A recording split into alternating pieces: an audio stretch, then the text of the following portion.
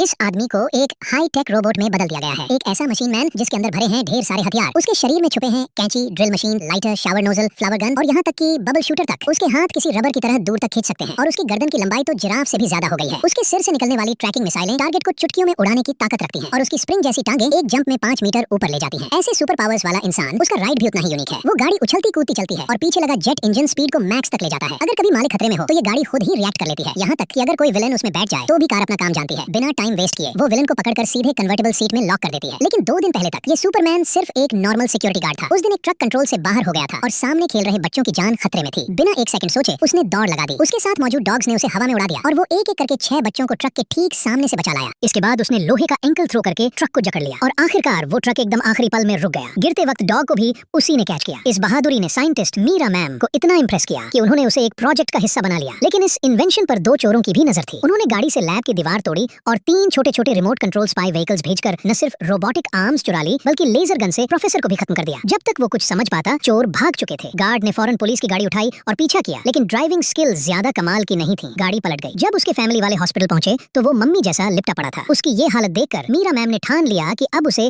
Machine में तब्दील करना है। पेंच, drill, trap, bulb, spring, egg beater, हर तरह का हार्डवेयर उसके शरीर में फिट किया गया। कुछ घंटों की मेहनत के बाद वो फिर से होश में आया। लेकिन जब उसने आईने में खुद को देखा तो कुछ सेकंड्स के लिए वो बिल्कुल सुन्न हो गया।